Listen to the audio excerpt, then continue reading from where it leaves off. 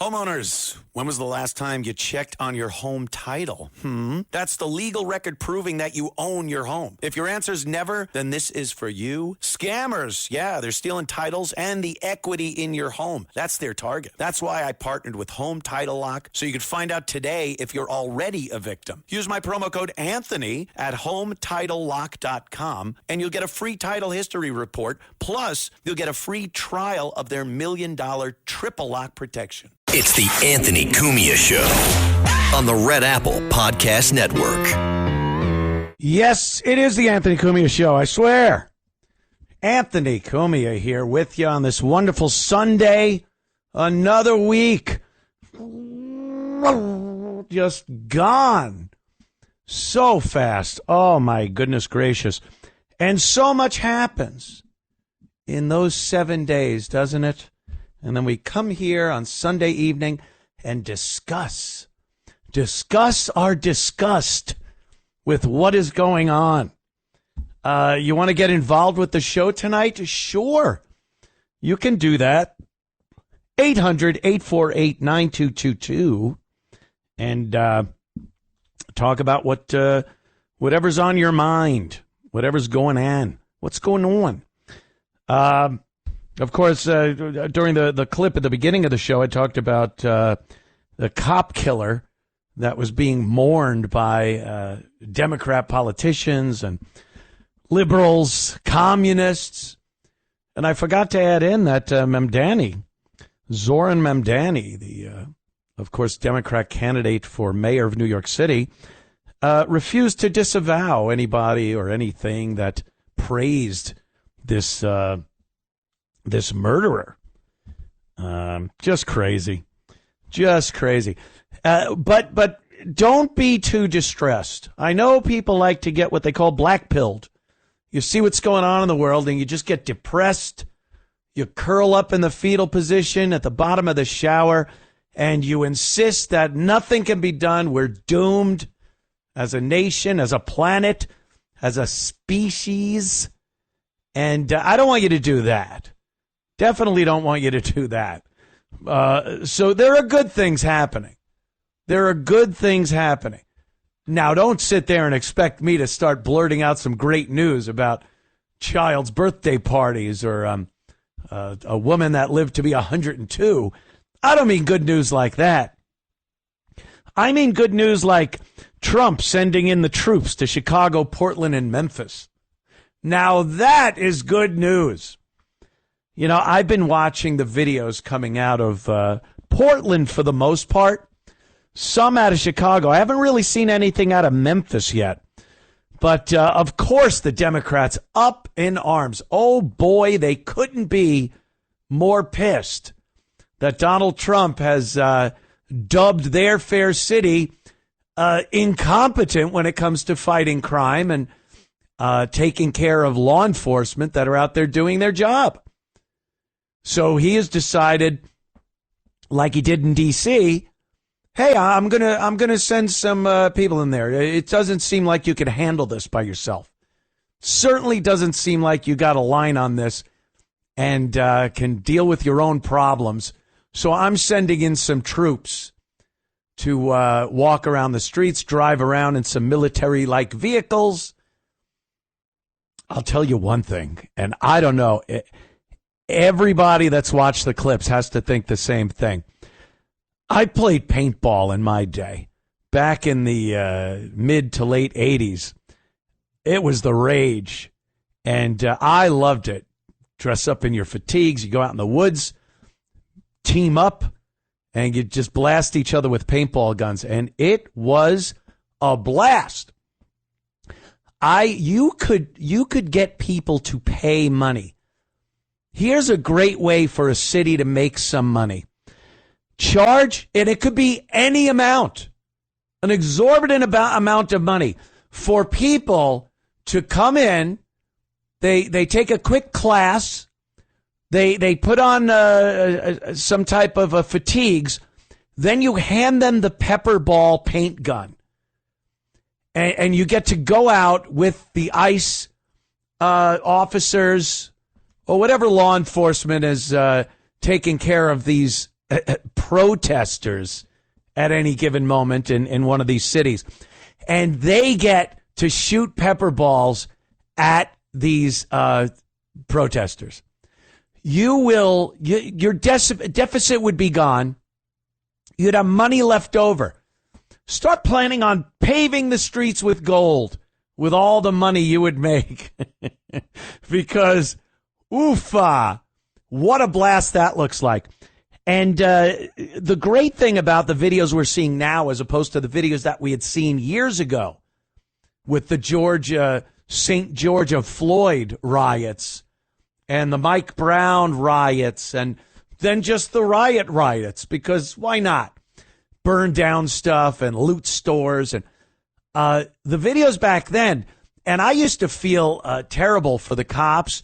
They would stand in a straight line protecting whatever, their precinct, the courthouse, businesses, and they'd all line up shoulder to shoulder with their glass riot shields, plexiglass, and they would stand there. And these garbage Gen Zers, these liberal mutant mental patients, would walk right up to them, spit on them, yell epithets at them, and throw things over the shields. And they would just stand there. They would have to stand there and take it. And it was really frustrating as a law-abiding citizen who respects law enforcement and understands their place in a civil society. I felt bad, and I hated watching those douche. Can I say a douche? Get away with this, getting away with standing there and taunting and assaulting police officers. And they were told by everyone, well, you just got to stand there. Boy, are those days over. And it is fantastic to watch. Thank God for the internet and social media when things like this happen. We see so much nastiness and stuff we don't agree with. And then you get to punch up a video and see ICE agents just cracking some heads and pushing people on their asses. It is fantastic. And I couldn't be happier to see it. They're clearing out a lot of this riffraff, if I may use such language, from the front of their buildings. ICE has a building, and that's where they are based out of. And they have to come and go in their vehicles to do the job that we want them to do. That's what we voted for. And then you see these dummies that probably watched a bunch of the videos from a few years back and like, this will be fun. I'll be able to yell at the cops and stand in front of their cars and they won't be able to do anything. We'll chant shame, shame, shame. Ugh. And then you see now, it doesn't matter. The little skinny femboy beta guys, the big fat broads. I saw a fat broad get pushed down on her ass by the cops. It was exquisite. I watched it about 5 times, laughed every single time. And then the rest of the dummies in the crowd, hey, what are you doing, fascist Nazi? Hey, these people, they don't know what they're doing. And they don't know there's a new sheriff in town. New sheriff in town, boys. They're not just going to stand there and take it anymore. So it's refreshing to see. It really is. And a lot of the leadership, that's a goof of a word these days. A lot of the leadership in Memphis and Portland and Chicago, they are so dead set against Donald Trump doing this. And they get on the news, they get in front of a camera in their podium and talk about how great their city is and how crime is down and how they're working with law enforcement. And meanwhile, you see plenty of these videos. No, law enforcement is not. free to do what we pay them, what we want them to do, make our cities and towns safer, lock up criminals. I saw one of these dopes. The cops chased him down and tackled him. About 3 cops put him in handcuffs, and they stand him up, and the crowd's yelling, "Shame, shame, shame." All the puppets chanting the same thing like a cult. And they're all asking the guy, "What's your name? We'll get you. What is he?" Someone's yelling, "What is he being detained for?" There is no obligation by law enforcement to tell you anything. Anything. The person in cuffs doesn't have to be told anything until that situation is under control. Until that person's cuffed, they're brought to a vehicle or a holding truck or whatever it is, and then you can explain what the problem is. Every one of these idiots has this twisted notion that there are things in place that the cop has to immediately tell you what you're being detained for. Not true. Top priority with these officers is controlling the situation. And if they're arresting someone and there's 20 other idiots surrounding them, their responsibility at that point is not to answer every one of these morons' questions. It is to get control of the situation, whoever they just arrested, get them to where they're taking the arrested people, and then you can start talking to that person. There is no obligation to tell any of these bystanders what is going on. Why? Why is he being... What's your name and badge number? The 2 most useless things you can ask a cop in 2025. It's going to be on every single report, so don't worry about it. And what are you going to do? Jot it down? And then what? How many pieces of paper with cops' names and badge numbers have been taken out of these idiots' pockets when they go back to mommy's house at night, crumbled up and thrown in the garbage? Just morons. They don't understand how anything works.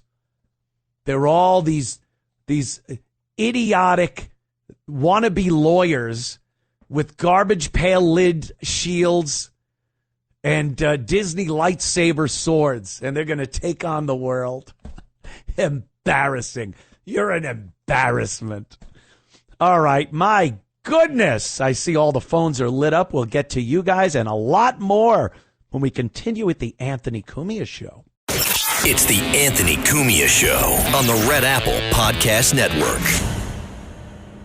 It's the Anthony Cumia Show on the Red Apple Podcast Network. The Anthony Cumia Show, yes, it is.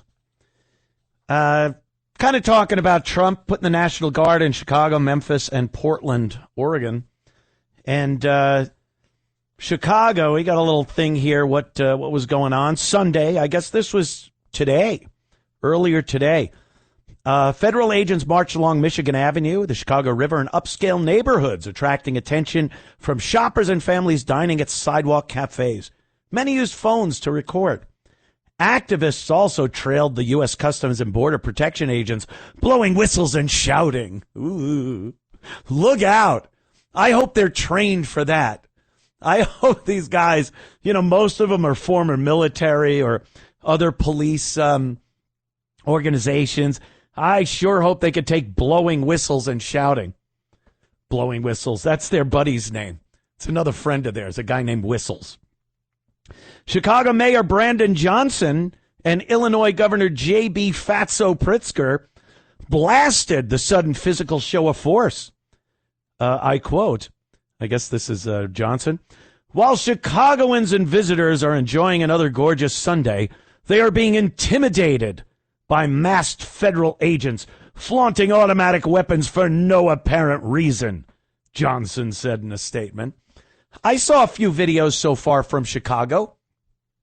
You know what I saw? Yeah, people pull their phones out, they take some videos, and they're thanking them. They're thanking the National Guard and ICE and Border Patrol agents as they see them walking some of the streets of Chicago. They are saying, thank you for being here. You know who's mad? Gangbangers, thugs, the criminals. You saw it even before Trump sent them. Yeah, try coming to Chicago. We're going to show you. What did they show? Whistles? So we'll see what happens tonight, I guess. Tonight, everybody's all, ooh, what'll happen when the gangbangers meet the federal troops? Yeah, we'll see. And then, Pritzker echoed the sentiment. This is not making anybody safer. That is such a patently false statement to make. It's making people safer. People aren't going to be shot and killed when an army is standing there in the streets. D.C. proved it. There hadn't been a homicide in D.C. in 10 days that went by during the time that these cops and National Guard were in D.C. So it's false, Fatso. It is making people safer. It's a show of intimidation, instilling fear in our communities and hurting our businesses, Pritzker said. Fear? You want to see fear in communities? Show them the crime stats, the murder stats, the shooting stats from any given weekend in Chicago. That's fear. Intimidation? How about not being able to go down to a corner store because you have to pass armed gang members? Maybe that's intimidation. Hurting business? How about businesses that have no recourse for thugs walking in, grabbing whatever they want, and walking out? The best case scenario is that. The worst case is they get assaulted or killed. And that's Pritzker right there, the governor of Illinois. Holy moly. They just don't know anything. Anything. In Portland, who's their guy there, or their woman? Who knows what it is? Let me see. Kotek. That really looks like Kotek's. I'm sorry. Talked to Trump Sunday and said deployment was unnecessary. She refused to call up any Oregon National Guard troops, and so Trump did so himself in an order to Defense Secretary Pete Buttigieg. Putting our own military on the streets is an abuse of power and a disservice to our communities and our service members. It is unlawful, and it will make Oregonians less safe. They always try to push this less safe thing. How? Is there any proof that makes people less safe? You could look at the stats. You could probably argue the point that is your safety worth infringing on your rights? Now, if you could show that these National Guardsmen and ICE and Border Patrol being on your streets is somehow infringing on your rights, you might have an argument there. I don't see it. I don't think you do. But you might be able to argue that point of it, that it's a bad look. You could even say that. Boy, it's a bad look to have soldiers in the streets of our American cities. But how did it get there? How did it reach that point? Huh? Pritzker, you fatty, or Kotex there in Portland? How did it reach that point? You were doing nothing about it. You allowed these criminals to run the streets, and now something has to be done about it. You've been given long enough, and your dumb, expensive, wasteful, liberal projects don't work. That one in Chicago, in Illinois, all of Illinois they have. The peacekeepers. They give gang members money. And whenever a gang pops off, they send these peacekeepers to talk in real language. I'm keeping it real. And they find out a week later that the peacekeeper they're paying is part of the problem. Involved in a murder, robbery, gang problems. They're projects, they're little pet projects where you give hugs and pats on the head. It does not work. It's a waste of taxpayers' money, and the bodies keep stacking up. And it's a perfect opportunity for Trump to step in, because now it's affecting how he's following through with a campaign promise to deport illegals. And when the cities refuse to work with ICE and the Border Patrol so they could do their jobs and get rid of these illegals in our country, well, then you got to do something about it. On a federal level, the state isn't doing anything about it. It's a problem. And we voted for this. I love those social media posts. Love them. Is this what we voted for, people? Yeah. Yes. And a hell of a lot more, I'd say. This and a lot more. When I see those cops start cracking down on these just moronic protesters, they're cosplayers. They're like the people that go to the Comic-Con conventions. They dress up. They get their little shield. What happened to our garbage pail lid? Oh, Mom! I'm saving the world, Mom! Oh, right. Junior's saving the world, dear. Tell him he's got to cut the lawn. They're babies. They're children. They play dress up, and they go out and think they're going to make a difference. And all they do is make a mess. And now at least some of them are getting pushed on their ass, handcuffed, and dragged off. And maybe that will do something. I'm not even saying you have to escalate it to the level of, the 60s, where a lot of people went home with less teeth than they came down to the protest with. But at least this might stop some of them from showing up. You were arrested. I'm sorry, Mom. Tater tots ready? All right. More of this, your calls, I promise, and a lot more when we return. It's the Anthony Cumia Show on the Red Apple Podcast Network. It's the Anthony Cumia Show on the Red Apple Podcast Network. The Anthony Cumia Show. Let's go right to JD in Philadelphia. What's up there, JD? Tony, you said you called me and you never called me. Tony, no, I didn't mean to. Don't jump off a bridge, all right? All right. Thank you, JD, for your Saturday Night Fever inspiration. What's up? Pal, I just want to know real quick. I believe Donald Trump is making fantastic achievements in his administration. 5 years from now, where do you see everything that he's done with the next administration, be it Republican or Democrat?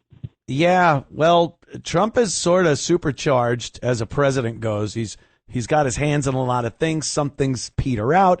Some things he's able to see through to fruition. But we're never going to see another president like him. So your question is definitely valid. Even a Republican president, maybe Vance gets in there.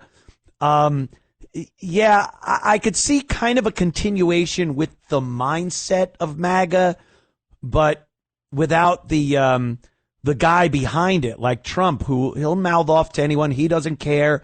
No, we're doing this. I don't care about my image. Vance has a pretty long career as a politician in front of him if he doesn't win the presidency, especially. So he might not want to go to the lengths Trump does. So I don't know. A Democrat, that'd be tragic. We need a couple of Republican terms before we go back to Democrat. And people are fickle as hell. They'll talk about how awesome it is, and then 8 years later, they hate the administration. They want something new, and they go right back to the garbage we had with Biden or Obama. So I don't know. I hope we see Republicans, and I hope this kind of vibe we have now, where we're not putting up with any of this garbage anymore continues. What about you? What do you think is on the horizon? But enough of this palaver. Let's get the show on the road. Thank you, JT. I ask him a question, and he gives me old O&A sound bites, which is good. Proves he's been a fan for a while. I like that. Let's see. What do we got? Oh, my goodness. Yeah. It was not very difficult this week. Usually it's very hard to pick a clown of the week, but this week, I swear to you, one of the easiest. And I have a boatload of examples of this clown. She's reared her ugly head. Who is it? Clown of the week.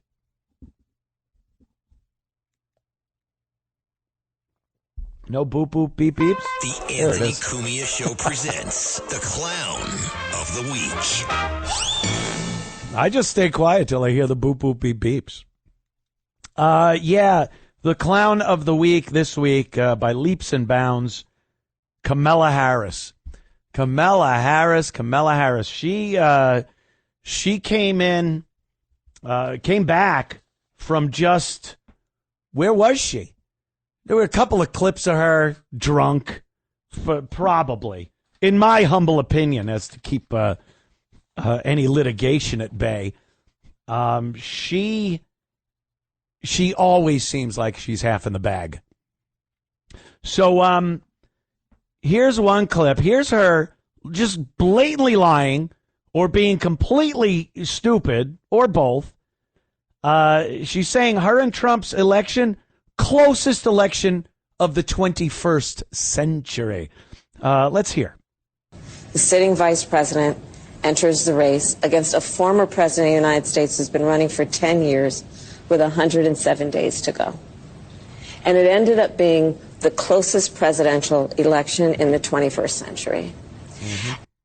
The closest, huh? Does she remember she didn't win a single swing state? Not a single one. They were flabbergasted at how poorly she did in her run for president. Tim Walz, her VP candidate, a complete embarrassment that really accented her embarrassment. And it was the closest election in the 21st century. So 21st century, you pretty much got, George W. He was in there, right? You could kind of call it that, sure. And then Obama, right? Obama and, yeah. And then I'm going to say, no, she's lying. She lost every swing state.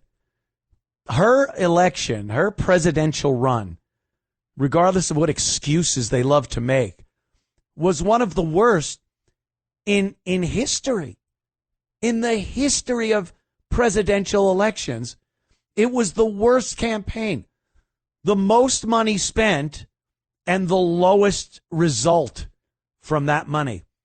All of your Hollywood celebrities and music industry people, Beyonce. Oh, no. Oh, who's Beyonce going to endorse? Taylor Swift. Oh, boy. Remember when Taylor Swift finally endorsed Kamala Harris? And everyone was like, well, that's it, I guess. Call it. Trump can't possibly win. With the Swifties, well, if 11-year-olds could have voted, it might have been an issue. This is how clueless they all are. This is what they were saying. And then when push comes to shove and the American people went to the ballots, they gave a resounding go screw, get lost to Kamala Harris. And all she's done is parade around to various talk shows now. I think she's shilling a book and make excuses for every single thing she did wrong. Everything that was her fault. I got into the election, the campaign too late. Joe Biden, I should have said, I'm not going to do everything Joe Biden does. When they asked her that question, do you stick by every decision Joe Biden made, every policy? And are you going to continue that or do your own thing? I'm going to be exactly like Biden. She said that. And that didn't help. That really didn't help much. And, we saw the results. So, clown of the week, Kamala Harris, but we're not done. No. Here's Kamala calling Trump a communist dictator. More of that rhetoric, that hurtful, violent, it gets the people revved up if they think their leader is a communist dictator. Let's hear this. A tyrant. We used to compare the strength of our democracy to communist dictators. That's what we're dealing with right now, Donald Trump. And these titans of industry are not speaking up. Communist dictator. That's what Trump is, right? Has he shown to be a communist at all? And he's the worst dictator ever. Oh, he's going after his political enemies. You ever see how a communist dictator, like Stalin? You ever see how Stalin, that was a communist dictator. Kim Jong-un, communist dictator. You see what he does to his political opponents? He doesn't indict them after a decade and use the judicial system to give them their due process. But he's a communist tyrant dictator. And then I guess Kamala doesn't like communist dictators. But then she endorses Zohran Mamdani, who's an actual communist. Listen to this. As a sort of talent spotter in the Democratic Party, what do you think of him and his candidacy? And what do you think of mainline Democratic shyness and agitation about the prospect that he's going to win? Look, as far as I'm concerned, he's the Democratic nominee and he should be supported. Do you endorse his candidacy? I support the Democrat in the race, sure. But let me just say this. He's not the only star. I know that, he's in New York, and I know New Yorkers think they're the center of the world, and here we are in New York having this interview. It is the biggest city in the country. And I love New York, as the saying goes. I really do. But, there are people like Barbara Drummond in Mobile, Alabama, Helena Moreno in New Orleans. They're all running for mayor, too, and they are stars. So I hope that we don't so over-index on New York City that we lose sight of the stars throughout our country who are right now running for mayor and many other offices, governor, and so on. So that's where I am. We got a big tent, and we got a lot of stars. Cut her off. 2026. Why don't you back them all so they lose miserably? Give them your kiss of death. Touch them so they just turn to crap. Like you with your presidential campaign. We're not done yet. Oh, no. We got more Kamala Harris. Here's a very controversial part of the interview. She says she didn't choose Pete Buttigieg because he's gay. I didn't even know he was gay. But here's her statement on not choosing Pete because he's gay. If his reaction to that, since this part of the book has come out, if you've had any reflection on that, or I guess I'd ask you to just elaborate on that a little bit. It's hard to hear. With you running as, you're the first woman elected vice president. You're a black woman and a South Asian woman elected to that high office, very nearly elected president. To say that he couldn't be on the ticket effectively because he was gay is hard to hear. No. That's not what I said. Oh. That he couldn't be on the ticket because he is gay. My point, as I write in the book, is that I was clear that in 107 days, in one of the most hotly contested elections for president of the United States, against someone like Donald Trump who knows no floor, to to be a black woman running for president of the United States and as a vice presidential running mate, a gay man, with the stakes being so high, it made me very sad, but I also realized it would be a real risk. No matter how, I've been an advocate and an ally of the LGBT community my entire life. So it wasn't about any prejudice on my part, but oh, of course not. We had such a short period of time, and the stakes were so high. I think Pete is a phenomenal public servant. Then why didn't you put him on the ticket? And I think America is and would be ready for that. But when I had to make that decision with 2 weeks to go, and maybe I was being too cautious. I'll let our friends, we should all talk about that. Maybe I was. But that's the decision I made, and I, as with everything else in the book, I'm being very candid about that. Yeah. With a great deal of sadness about also the fact that it might have been a risk. She blames Trump. She goes, "No, I didn't exclude him from the ticket because he's gay." She starts out her whole thing saying that. This is liberals. She is the definitive liberal.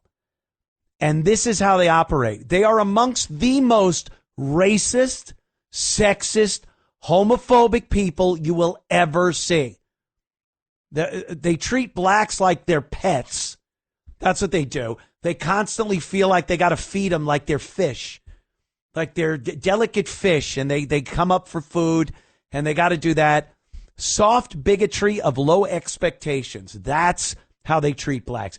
And gays, they don't like gay people. They don't like gay people. And what she proved right there, she says, "Oh, I didn't not put him on the ticket because he's gay. It's because Trump is so homophobic and he's got no floor, no filters. So I was afraid he would start going after Pete Buttigieg for being gay." That's, in essence, what she's saying there. So I didn't want to take the chance that Trump was going to be such a bully and so homophobic against Pete. And I only had such and such amount of days. I honestly believe the American people knew a hell of a lot more about Pete Buttigieg than they did Tim Walz. We've been seeing Pete Buttigieg forever. For the entire Biden term, as the feeble Secretary of Transportation. Jeepers. And so what was the problem? And if Trump was the issue, that he would be homophobic and say certain things, wouldn't you think that the country would rebel against that and say this is terrible and Trump's a horrible person for doing that? And it would give you guys more points having a gay guy on the ticket? No, she knew, like everyone else did, that a gay man was not going to help out her cause because he was gay. And then she picks up the white guy who they thought, like that's how they see a middle-aged to older white man, Tim Walz. That's their impression. They don't really know what a straight white man is in America.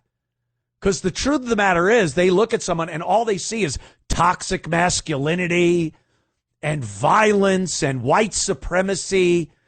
So they pick this guy and go, he's a regular, heterosexual white guy.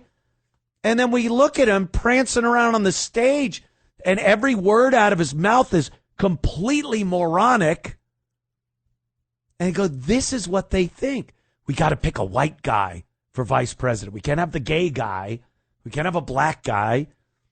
So we'll get a heterosexual white guy to appeal to the right. And then we see this guy and go, what? That's what they think. It's exactly like how the left how transgender women, men that become women, think that they're women. It's exactly how they see regular straight women. It's a parody. It's like some kind of a joke. They go out and their makeup and dress and shoe, everything's over the top. They speak in a weird way that's kind of a parody of a woman. That's how they see everything that's normal in this country. When we look around, we know what normal is. We know what sane is in the United States of America, don't we, people? We know what America looks like. They don't. They're so insane that they thought Tim Walz was the good VP on that ticket because he's a straight white guy, a man. Meanwhile, he couldn't be further from that. But that's it. And they didn't want Pete because he's gay. Let's be real. They sat in a room with a list of people and said, all right, who do you want? What about Pete? What about Buttigieg? He's gay. Any liberal that you talk to should have said, well, what should that matter? He's just as capable. They're horribly racist, sexist, homophobic, every other thing. But they know throwing all this garbage into this country will screw it up. And I think that's their grand scheme. Who knows? Oh, God. There were so many more clips. We might get to a few more after the break, but we'll take your calls, a lot more. What else do we have? Newsom's very afraid that there won't be election. When the Florida state attorney refused to prosecute a guy, and what he did, it's way out of hand. Way out of hand. And they refused to prosecute this guy. Plenty more on the Anthony Cumia Show. Stick around. It's the Anthony Cumia Show on the Red Apple Podcast Network. It's the Anthony Cumia Show on the Red Apple Podcast Network. The Anthony Cumia Show. Let's go up to New York State capital of Albany. Richard, what's up, my friend? Hey, WABC has You're right. the best hosts, but maybe you're my favorite. Oh, I appreciate that, Richard. That's very nice. You've been partaking, maybe watching the ball games, drinking a little? You know, professional sports take a backseat to politics now. Yeah, kind of. Ever You're kind of since right on that.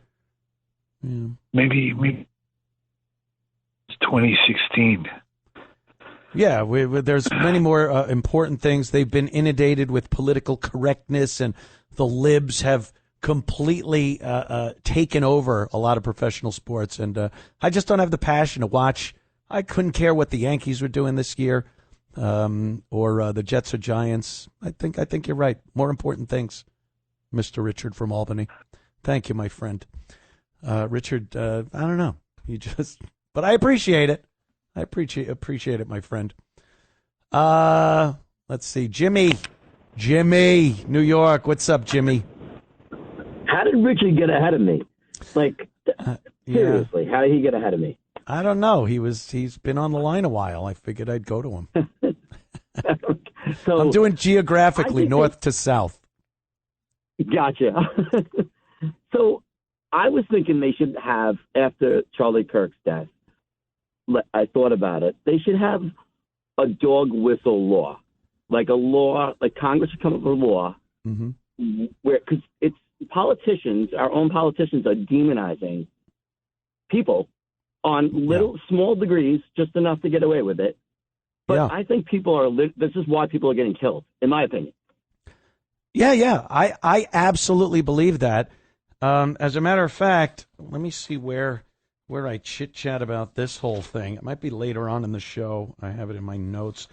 Because I think there is a genuine MK Ultra program still going on that doesn't require such micromanagement, putting him in a room, giving him LSD, the programming that goes on. I think it's open to everyone and anyone.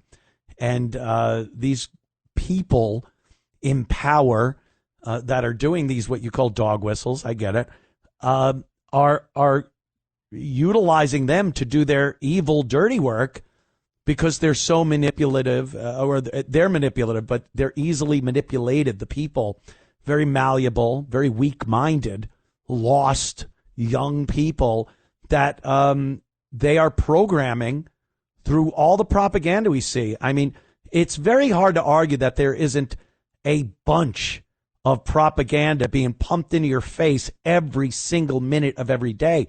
And to think that people haven't looked at that and said, wow, we can use that.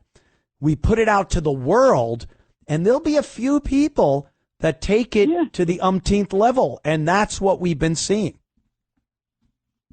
Just enough where it's legal or you're not violating the laws, which they know, but they're saying it's only one side that's doing this. And it's almost like, do we threaten to do it the other way? No. It's at some point something has to be done. So it's either both sides do it or make laws. Jimmy, it's here, and you know what I'm going to say. It's the most difficult part of trying to make a law like that is the First Amendment. Where do you draw the line? How do you decipher what's a dog whistle and what's just somebody saying something, using a euphemism or something like that? It's a real sticky wicket. I would say a public official with any demonization. In other words, maybe draw up where there's because it's absolutely the issue, and there's no doubt in my mind. So they have to make some just like there are laws now. You can't say certain things, or you're going to either pay illegally or you're going to pay. Slander or libel have always they're not protected speech. So that's why it's very hard to try to whittle down what would constitute putting out something that might trigger somebody. It's a real difficult thing. I got to move on, Jimmy, but thank you, my friend. Yeah, it's I see what he means, and you know it when you see it. It's like that judge said. What was that? It was a few years ago. They were trying to define what constituted something that's obscene. And it was Larry Flint, United States versus Larry Flint. And at one point, one of the judges said, I cannot define obscenity, but I know it when I see it. And that's kind of what we're in here. But there is a First Amendment right. And you can say things. Look, Donald Trump said, if I don't get elected, there's going to be a bloodbath. And he was talking about the automotive industry in Detroit and the Ford Motor Company. And, that could be interpreted. And they were trying their damnedest to interpret it as some kind of a dog whistle. So, again, that's a tough one. I don't think you could really get around the First Amendment and do that. We know when we see it, we should shun it. And if they are elected officials, we shouldn't vote them back in when that happens.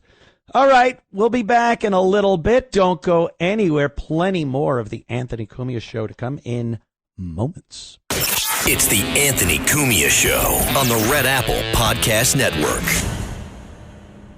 It's the Anthony Cumia Show on the Red Apple Podcast Network. The Anthony Cumia Show. Thank you so much for tuning in. And I was just going through social media, Twitter, X, if you will. And I hear this. You know what this is? حدائق نظيفة ومدارس قوية. لو سمحت انتخب في يوم الانتخابات للحزب الديمقراطي 24 يونيو. I'll tell you what that is. Candidates for New York City Council are now doing full ads in Arabic. Full campaign ads in Arabic. We just remembered, paid tribute to the heroes and victims of 9/11. And yeah. And if it was just a little enclave of Islam in New York City, then they wouldn't do that. They see a plus to doing full ads in Arabic because they know there's a constituency there. Man, boy, we just seem to be picking up the reins again. It feels like we're picking the reins up again. But there's still a lot to be done. This is definitely not the America I remember and I love and I grew up in. But unlike many generations prior that say the same thing, I don't think this is a very good thing. You know, you could look at some things and go, maybe I'm out of the loop on that. Maybe I've aged out of that. Maybe I just don't understand this. But I see no good in the New York City Council running ads totally in Arabic. It means that we've reached a point where they have pull. And anyone believing that old gag about the religion of peace and, well, Islam is this and that, and it's based in love, and you're out of your minds. And anyone that thinks, hey, you leave them alone, they leave you alone, we could all live together. Living together means you have mutual respect. You understand people's cultures and their morals, what they feel is good and bad, the difference between good and bad, respect for life. We couldn't be further apart. Islam and pretty much every other religion. But, as a Catholic, man, you could not be further away. And this bull about living together, buy a house and live together with people. It's hard enough when you do understand each other and you do appreciate their culture or who they are and how they were raised, and it's still a pain in the ass. You think we're going to be able to share a nation with a group of people that, first of all, reproduce like rabbits and have disdain? Not only, I don't feel they respect us. They hate us. There's a disdain for America, this country. They don't come here and assimilate to America and want to become American and partake in our customs and move into a neighborhood and make it better. They want to change the country. They say it. There's many, many people. You could watch a lot of videos of the grand plan, which is pretty much taking over the U.S., making it like the crap holes they left. It's the only reason. Why would you come to a country where you don't agree with the people? Not only do you not agree with the people that live there, you think everything they do is something that you believe is punishable by death. Why would you want to live there? Unless you were coming here to change the country. They already have their countries over there. Everyone is Muslim or dead. But everyone's Muslim over there. There's no one left to convert. So they're going to Western nations under the guise of being a refugee or making a better life for themselves here. And then wherever they move, they congregate and have a total disdain, total hatred for all things American. And we just go, oh, yeah, okay. All right, no, I don't want to offend anybody. I'm not Islamophobic. What are we supposed to do? What the hell are we supposed to do? Oh, my God. This is Moose. Moose from Staten Island isn't a fan of Islam. What's up, Moose? Hey, brother. I don't want to take up too much of your time, but I have a lot of points I want to make. Just say I've talked to you many times over the years. Yes, sir. I'm not as placid as the other guy from upstate, but Greek immigrant son, and a lot of these protests, I've seen them in person in Europe, and I just want to make a few points, and then I'll let you go. Sure. But it's like, when you look at it, it's like, what was World War II all for now? You have all these kids who died on the beaches of Normandy forging their papers at 13 years old. I'm sorry. Oh, that was a bad word. Sorry. I thought it was the XM days. You got to watch that language. We'll have to just, cut the call if you do that again, my friend. I'm sorry. No. I'm sorry, brother. I'm worked up. I get you. Will not happen again. I'm just so happy to hear you. But anyway, but you got kids who forge their papers at 12 years old, 13 years old, dying on the beaches of Normandy, crying for their mother, cut in half. All these people, Greeks, Americans, Italians, especially you're Italiano. So it's like when you see this stuff, these Palestinian protests burning through Italy and Greece and Europe, and I've seen them firsthand. And it's like, did World War II even make a difference? And my main point is, like, when they say things like you say, call someone a Nazi, the N-word, can we say the Nazi word? Nazi? Okay. So that's the other N-word. But people don't understand the gravity. I have a lot of millennials in my family, and they don't understand the gravity of the word Nazi or communist. No. Because we grew up, my ancestors grew up, and your ancestors grew up in countries where until the 50s and 60s, even today, if you were supporting a communist, or you would be murdered.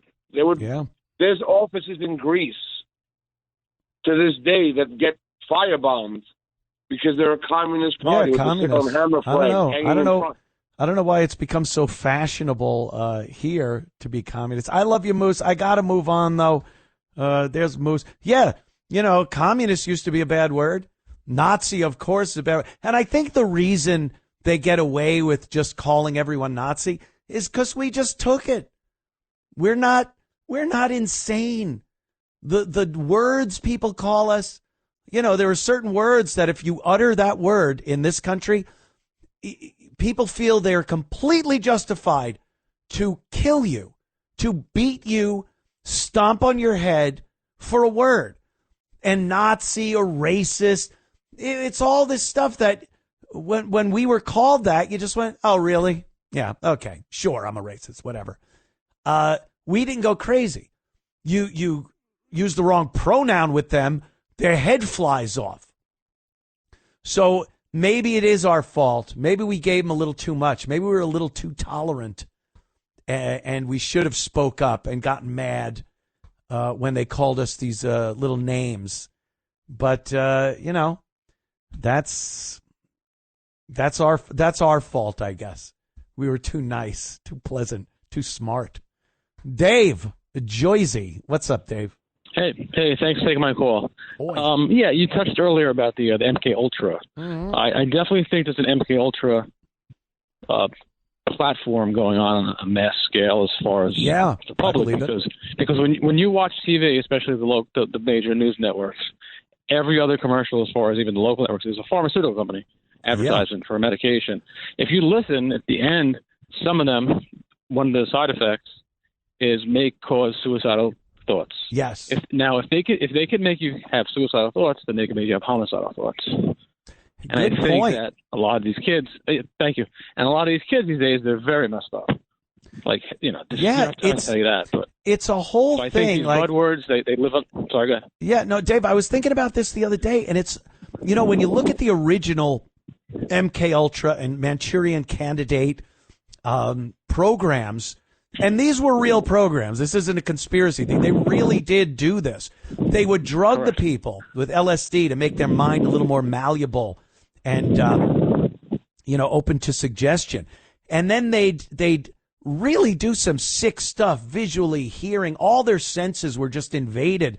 And they would use this to put ideas into these people's heads and try to get them to do the final outcome, which they were looking for, was get somebody to do what they wanted them to do, even if it was against everything this person believed in. Now, you fast forward to now, it's the same thing.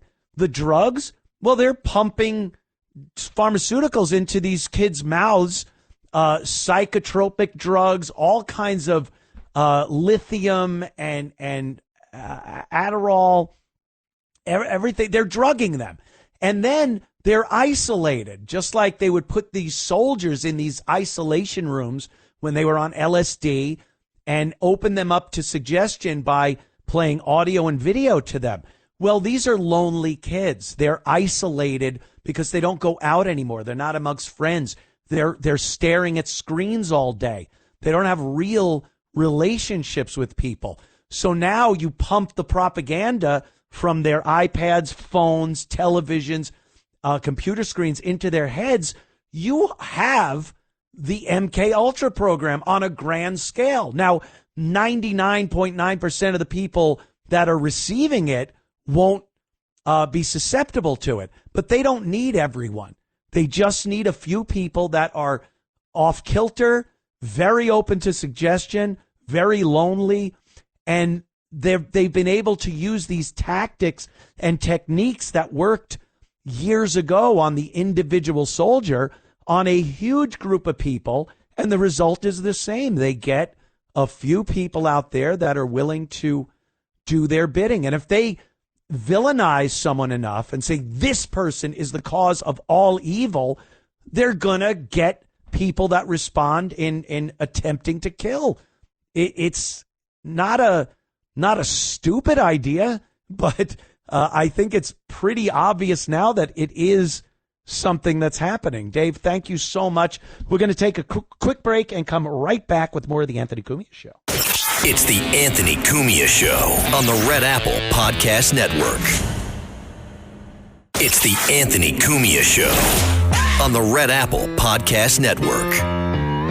The Anthony Cumia Show. Bless you for tuning in. Bless you.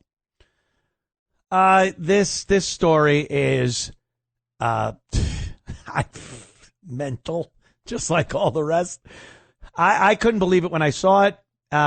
Florida State's attorney refuses to prosecute a man who was pleasuring himself in the park in front of kids.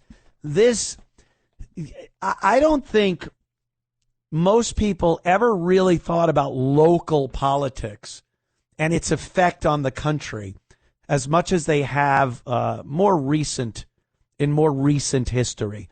We always looked at, obviously the president was the big gun. That was huge. And then maybe some of the residents of a state knew who their Congress people were, and senators. Maybe you knew who your governor was. But local, really, people didn't pay attention to the state attorneys and like local government, your city council members, because they're the ones that really make a difference to you. And, how the hell did Florida get a state's attorney? I think this is another Soros thing, where Soros just financed this woman. She refused to prosecute a man who was pleasuring himself in a park in front of kids. And I checked out this story. It's absolutely true. There's no twist to it where it's like, oh, well, of course she couldn't because this. She lies. I've seen the laws that are in place. There are laws against indecent exposure and pleasuring yourself in public. Never mind in front of where kids are around. That's a whole nother bag of fish. It's a bag of fish, bag of worms, sack of fish worm. And let's listen to her try to explain to you why she refused to prosecute this guy. All things that are wrong are not illegal. And I'm not standing before you today telling you that what happened in that park was wrong. But I am standing before you today telling you that I trust the word of the attorney who was assigned to this case when he said, although those actions were wrong, he could not prove beyond a reasonable doubt that they were illegal. Could you? Who's the attorney she talked to? The guy in the park? What other attorney would go like, I don't know. I can't really figure out if it's illegal. I'm certain you could find out. I'm sure there are laws on the books that prevent a guy. And if there aren't, there should be today, because this story maybe is 2 days old. There should be laws on the books today then. From the outrage of people going, you mean it's not illegal to diddle yourself in front of kids at a park? At a public park? But the problem goes much deeper, and we all know it, people, don't we? We all know it.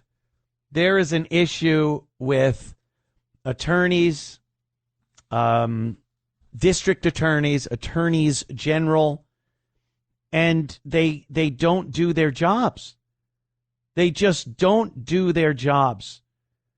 They're for political reasons, personal reasons, out of bigotry.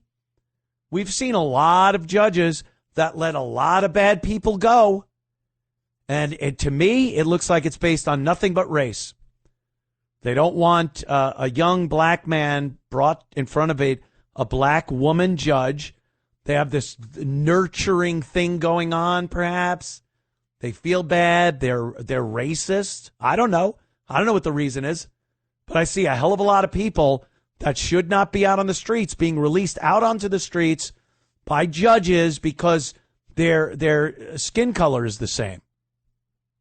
There are statistics that show that a jury will acquit somebody at a higher rate if they're the same race as them. Is that a jury or your peers? Really? And if they're not the same race as you, if let's say it's a black jury and a white defendant, they will prosecute or convict. They'll convict the person more readily than they would someone of their own skin color. This isn't, oh, look, Anthony's going off again. These are statistics. I've looked at these stats, and this is happening. So when you get a woman like this, and you know, I don't know the race of the person in the park, because that really doesn't come into play anyway in this case. At least I don't think it does. But it's a liberal ideology. They excuse people for just the most abhorrent behavior. This could be, you would look at a guy doing this and go, this is the worst thing, one of the worst things someone could do in a park, in public. Let's make sure you set an example. And refuse to even bring it to court. She refused to even prosecute the case. Just let him go. Just let him go. And there's too much of that going on. Way too much of that going on in this country. And again, you know, a solution? Good luck. Good luck to that. I guess you got to get involved, you know. And then the whole thing with the financing, a lot of these DAs that are put in place, you know, New York has them, Alvin Bragg and Letitia James. They were all financed by Soros and his organization because he wants these liberal judges and attorneys put in place to overturn the legal system, to totally knock the legal system on its head, have criminals back out on the streets, have people feeling unsafe. It's pandemonium. And they don't do anything about it. Why do certain states, and New York again, I'll bring it up, why do they still have the no bail thing? How many people have to die or be injured because of this policy? It's a failed experiment. Good for you. You tried it. It don't work.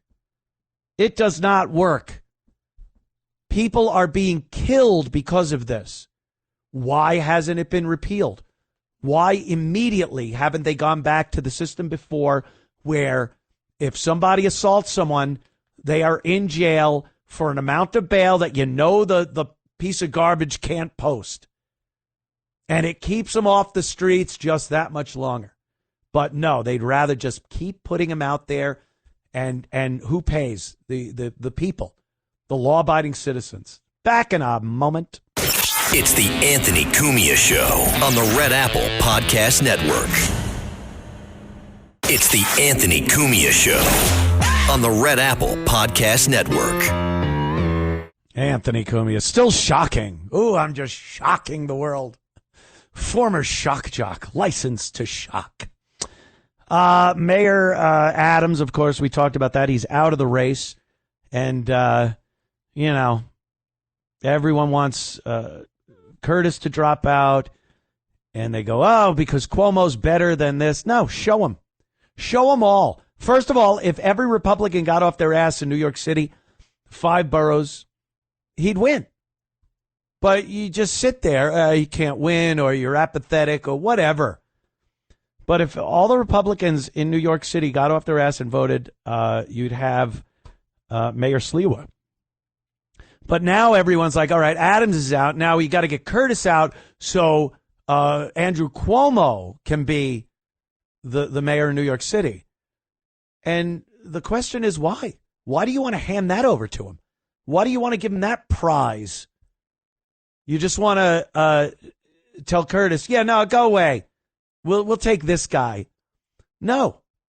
This is the bed they've made. This is the bed you've made, New York. You had de Blasio. You had Adams. You're ready to vote in Mamdani. And we're supposed to now bail out New York City by tossing Curtis Sliwa to the curb and voting in Cuomo? No. You had your chances. You had your chances with every one of those elections to not vote for de Blasio and Adams. But you did. And now, why the hell should we bail you out? Oh, please, drop out and vote for Cuomo. No. You're going to get Mamdani, and good. Live with it. Live with it, because you screwed up. No one wants Cuomo. No one wants Cuomo, except the people that voted for him for governor and voted for Adams. That's who. If you're a Republican and you want real change in New York, you'll vote for Curtis Sliwa, but you won't. You're trying to get him thrown out. For Cuomo? Nope. Deal with it. I can't wait for my monthly visit, like a period it's going to be. I'm going to come back, look around, and get the cramps and a headache. I'm going to need Midol to walk around the streets of New York City when Mamdani is the mayor. But at least I can hop on a plane and get my ass out of there. You dummies need to pay. You dummies need to pay for your neglect in the voting booth for years now. So no, don't drop out, Curtis. And if you had any smarts people, you'd vote for Curtis. But you don't. So you'll have this commie. I saw a video. Oh, my God. It's Dopey Mamdani smiling, of course, and there's this cartoony kind of animation playing behind him of what's going to happen with housing, because, you know, he wants everyone to be able to afford to live in New York. For some reason, I never understood why this big calling, there's this big thing that the Democrats and liberals want, that anyone who wants should be able to afford to live in New York. Why? When I was growing up and knocking tin for a living and making $29,500 a year, you know, I wanted to live in Dix Hills, Long Island. But I couldn't afford to live in Dix Hills. But why? Shouldn't Dix Hills be affordable to everybody? No, it shouldn't. And why should New York? Where did this delusion come from that New York City should be affordable to everyone? And you gotta make all kinds of adjustments to the rents and public housing and this. How about you just say, yeah, sorry, it's out of your range. Go to Jersey. Go to Jersey. You could live there. Commute. My hand is all bruised up. It's the dog. He bit me, I swear. But that's what we got. That's what you're voting for. So I saw this little animation, and it's Mamdani, and he's talking about how he wants to buy up private land. He wants New York City, somehow. New York's broke. Baroque. But somehow, he's going to get enough money to buy up private property in New York City. And I guess the only way is to tax the crap out of anyone that's making a dime working in New York. So you tax them, you buy up private land, and you build low-cost housing on it. You know, projects. Because that's what it is. This happened years ago in New York with all the projects that they were building. And they were just ground zero for crime and drugs and everything else. Just terrible. And this is what he wants to do. And the animation was adorable. It was a lot, a little animated lot in New York City. And then the building went up, and then they showed inside one of the windows. It was lit up with curtains and a woman like watering a plant on the windowsill. That's your projects?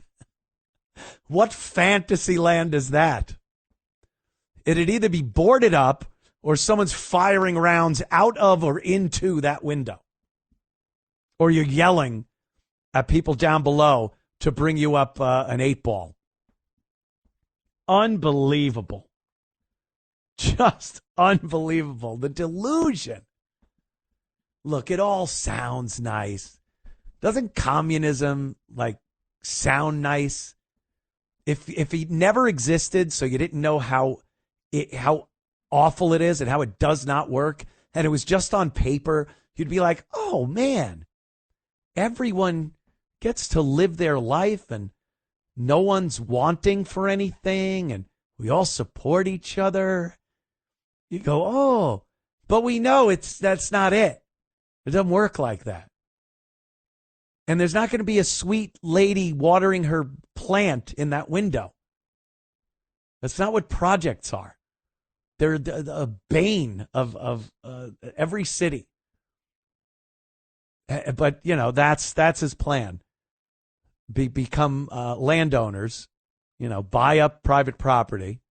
Where is he getting the money to buy New York City property? Again, taxing the crap out of someone. Maybe he'll try some eminent domain stuff. I don't know. But it's preposterous, if I may use the word preposterous. The lovely Susan joins us again. Susan, how are you, dear? I'm hanging in there. I'm very excited to hear this. This is really a game changer. The Adams has dropped out because it's very important. Now, Monday there was an article in the New York Post describing how the ballot, this actually favors Curtis very much, that he doesn't have Adams on there. Right. Curtis's name is going to be next to Mamdani's.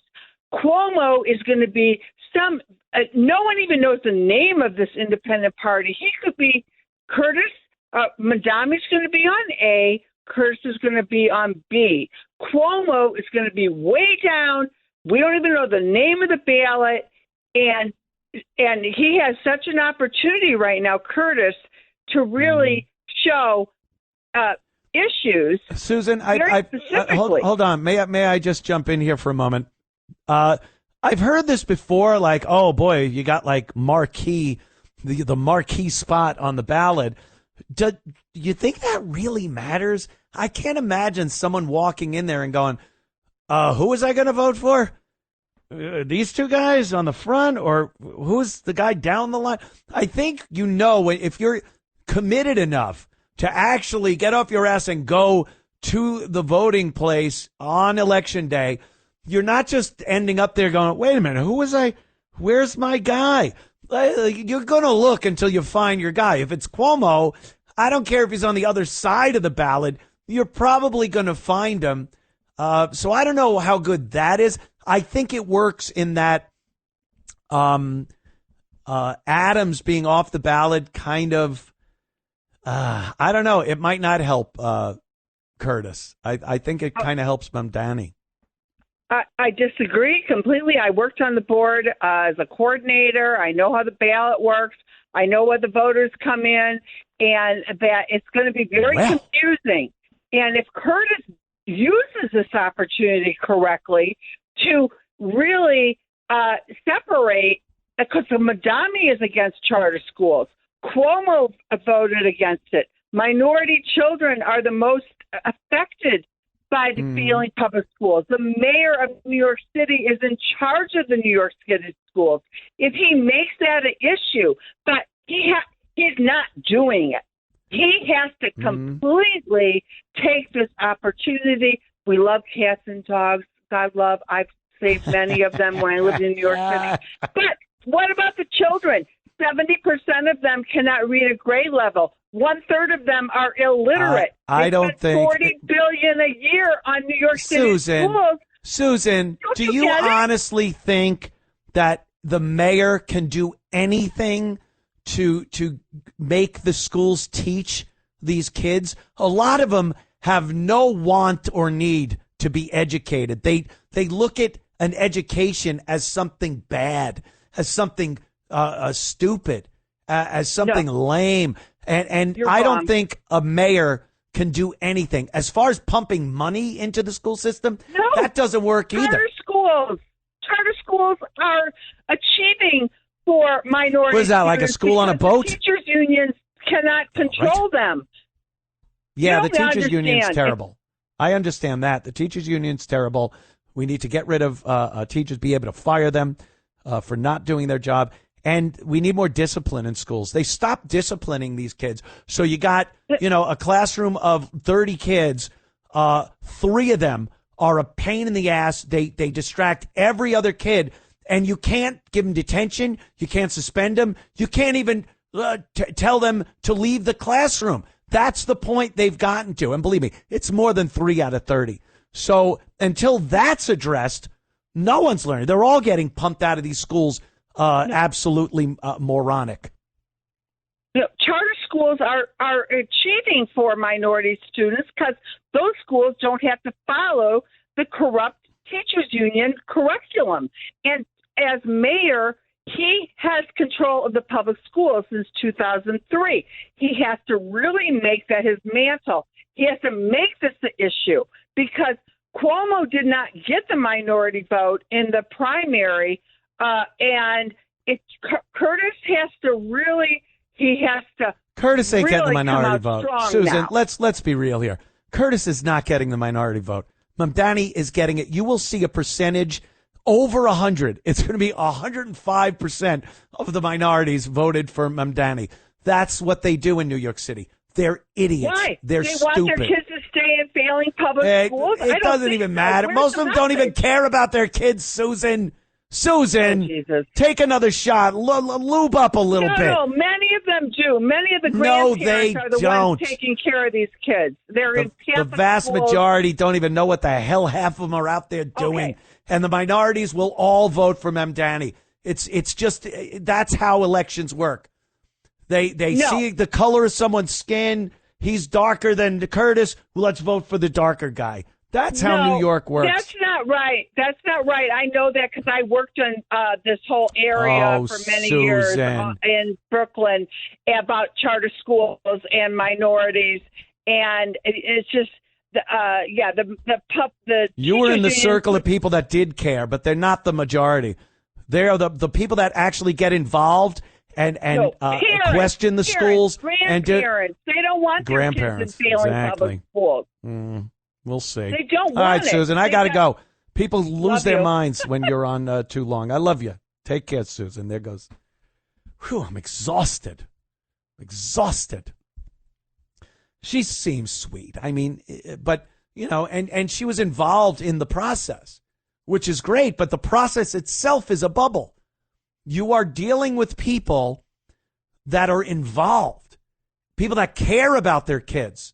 So they're going to come to these school meetings, and they're very concerned about public schools and charter schools and money and teachers. But it's a minority of people. It's a minority of the minority. The majority, it's pandemonium out there. It's a cluster thing. They don't care. And when it comes to voting, we've seen it 1,000 times. Curtis can go out there and say anything and everything to try to woo the minority vote. It is not going to work. They are pre-programmed to vote for the minority guy. He's a minority. They're going to vote for the minority. They've done it before. They'll do it again. It happens in local, state. They all voted for. Look at Kamala. And Kamala was so bad that New York, especially New York City, didn't even vote for her in the numbers that you would think they would have because she was so bad. But black voters, 96% for Kamala Harris. What do you think Curtis is going to do? They will not vote for white people. It's just, if there's a minority. It's just the way it is. So sorry. But them's the breaks. What do we got here? Let's see. Oh, Schumer. Chuck Schumer. Speaking of, Chuck Schumer is one of these guys that loves stirring the race cauldron. He will stand there and just everything's about race. And here he is. What's Trump going to do? He's going to bring Jim Crow back when it comes to voting. Jim Crow laws. More rhetoric, more harmful, divisive, race-baiting rhetoric. Listen to Schumer here. It's been clear. When we fight for democracy, when we protect democracy, we got to fight fire with fire. We're not going to stand idly by, as Maya said. We're not going to let them revert to Jim Crow. And if you don't think they want to revert to Jim Crow, just look what they did. Look. In the SAVE Act, which went back to took Jim Crow for the whole nation. What? By so making it hard, they said you need ID, and they made it so hard to Jim show Crow ID that probably half the people in America couldn't vote. Half the people in America. We wouldn't let it pass.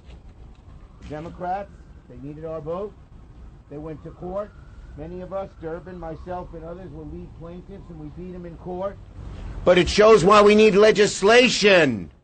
Because these guys are undoing everything in every way they can. They don't want poor people to vote. They don't want people of color to vote. They don't want Democrats to vote. Oh, boy.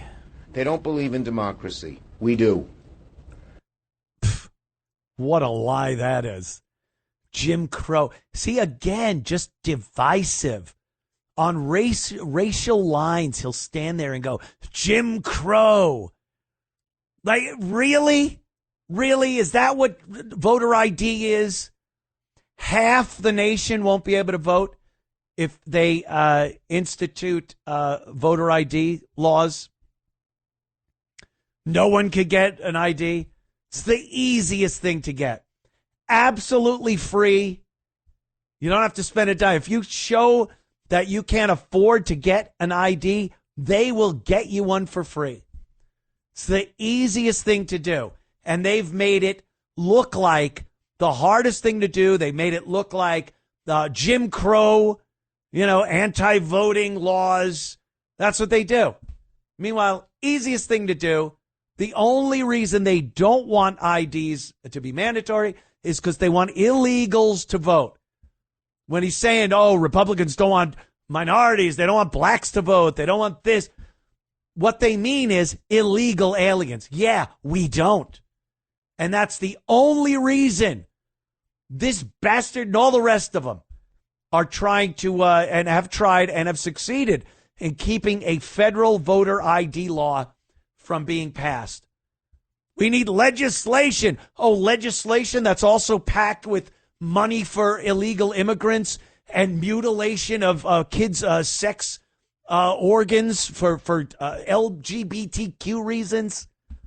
They load every bill with that, too. It's another problem. Chuck Schumer. And how long's this guy been holding that office, New York?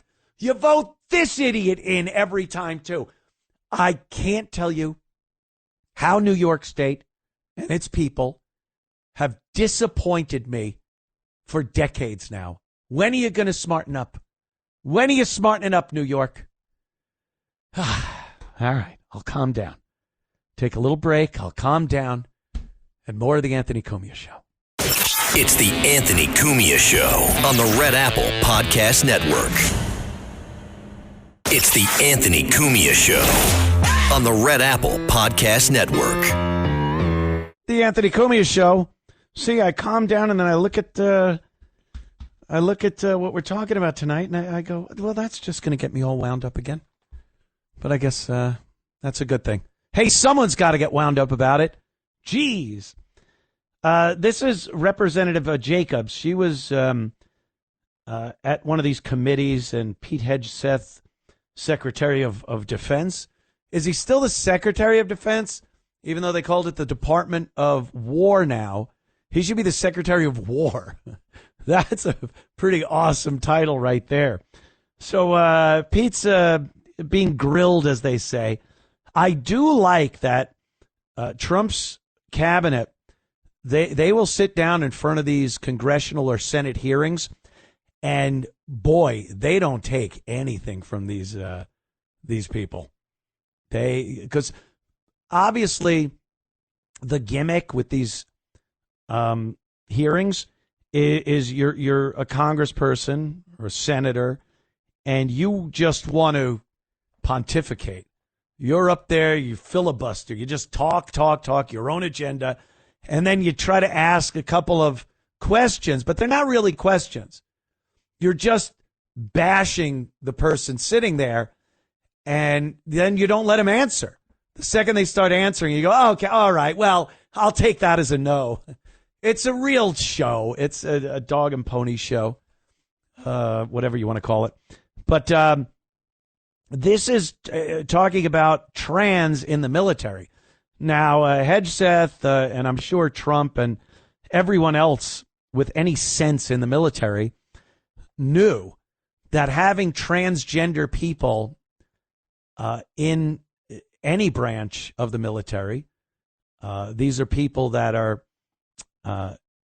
they would be fighting. They would be in the trenches, in the aircraft, on the battlefield, right next to the other soldiers. And somehow they twisted this in their sick minds that this was a good thing that will only make the military stronger and better. How? No one's ever been able to say how. Well, these are capable, competent people. No, they're mentally ill. And how is them being there better than just another guy that isn't gay, isn't trans, has been trained the same as all the rest of the soldiers, and is now part of this cohesive unit. How is the trans person better than that? How are they making the military stronger and better? It isn't. That's the answer. It isn't. And they cannot come up with some harebrained reason why it makes the military stronger. So Hedgeseth, under the of course, presidency of Donald Trump, said, yeah, we're not doing this anymore. If you're trans in the military, you're done. You're out. And you know, the idea of the military paying for the surgeries, having these femboys dressed up as women on submarines and aircraft carriers that deploy for months. It's insane. It's absolutely insane. So let's watch or listen here as Hedgeseth gives Jacobs a little piece of his mind. Because if it were, you would be keeping these women in. Instead, Women. you're the one injecting culture wars into the military, and it's at the detriment of our military readiness and national security. Now, General Kane, I'd like to turn to you. So to be clear, these are men who think they're women. These are women. I'm happy to educate you But these are men. on trans and so issues at another what we've time. identified is that there's mental health issues with that belief system. I'd like to turn to that General are Kane detrimental now. to readiness, and that's the determination that we've made and that we stand behind. Gender dysphoria. And so you don't, complications. because if it were, I love it. I love it. Gender dysphoria. This is a mental issue. It has no place in the military. It's not. It's not a good thing. It's what I said before. Try to tell me why. Oh, they're women. He goes, no, because she said women in the military. And he's like, no, let's get this straight. These are men that think they're women. They have psychological issues, and they have no place in the military. It suffers. Readiness suffers. And she's like, they're women. I'll teach you with it. You're going to teach. They got, I almost said it. They have male genitalia swinging in the breeze. And she's trying to school Pete Hedgeseth on the fact that these are women.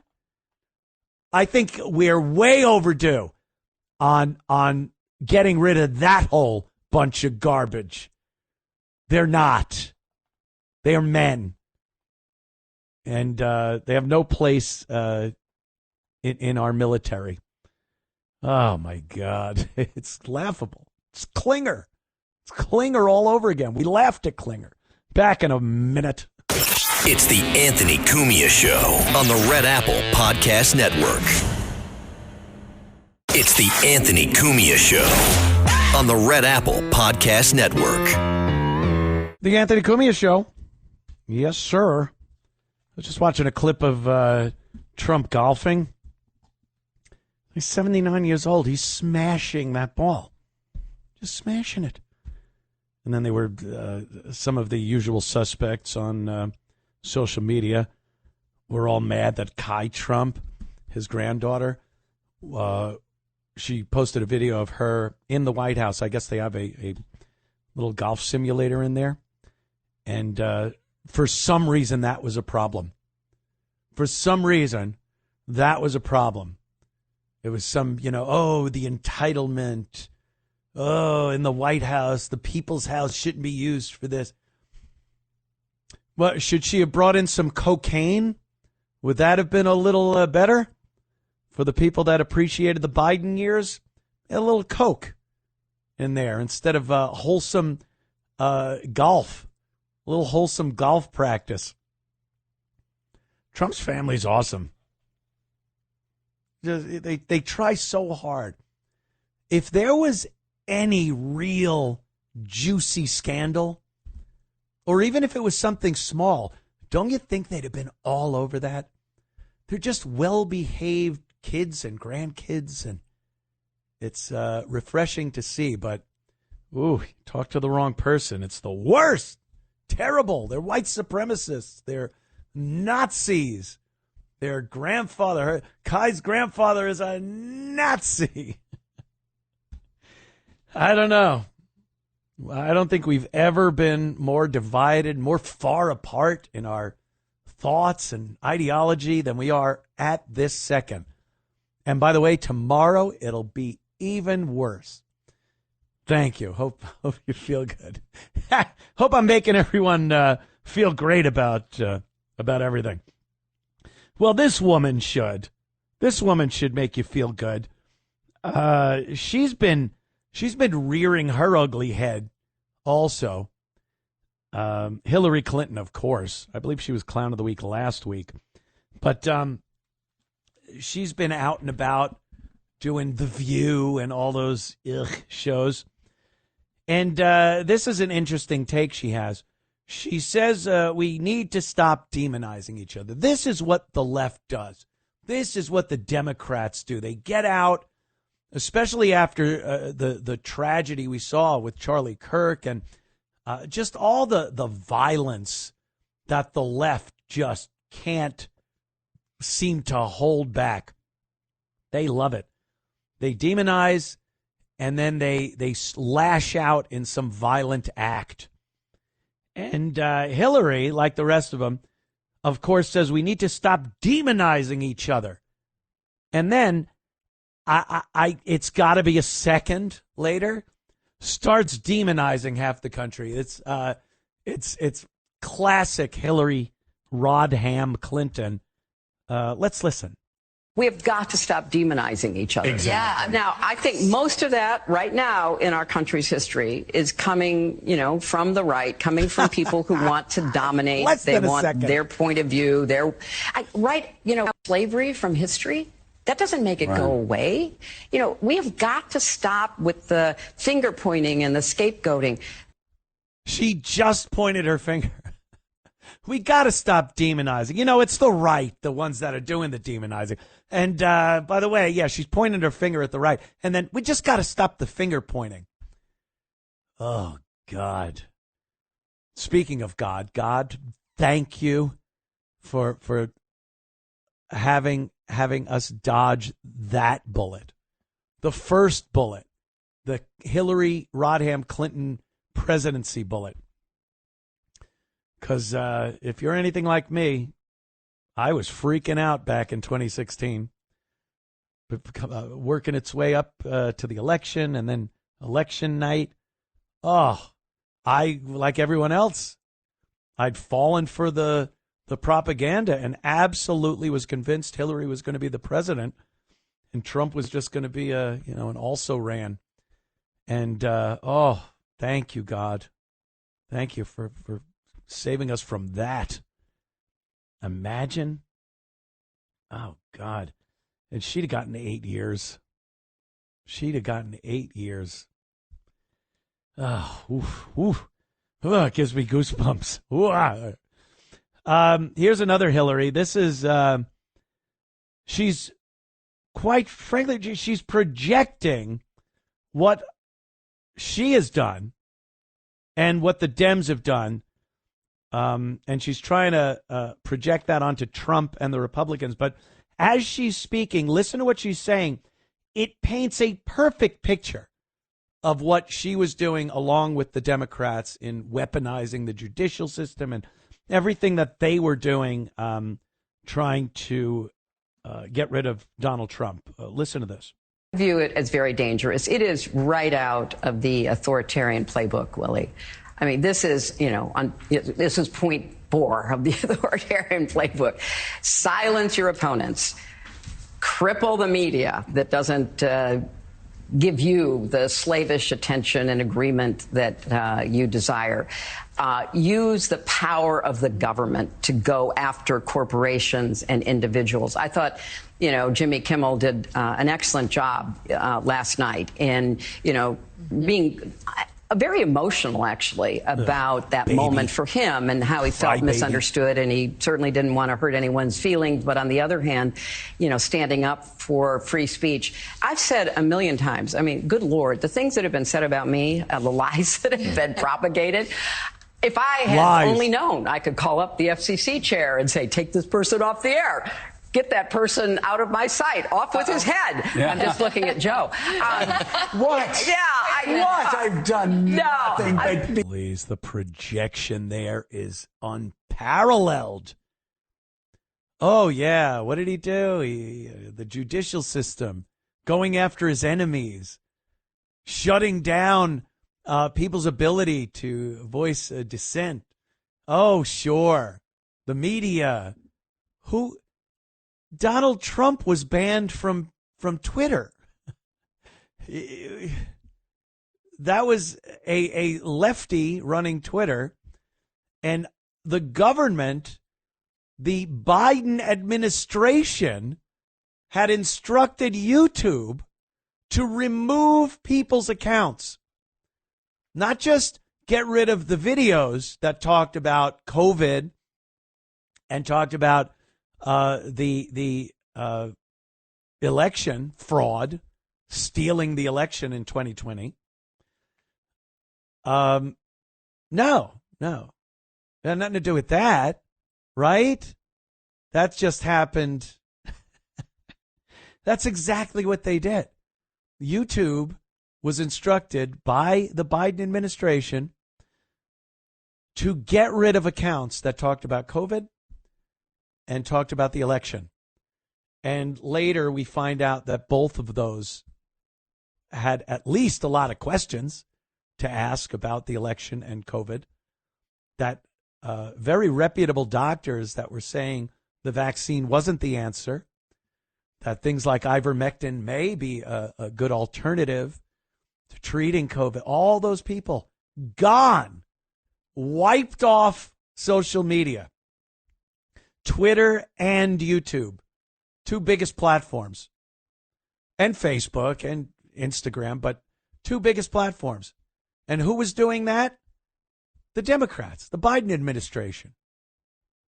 But Hillary will lead you to believe that that's the Republicans. That's Trump.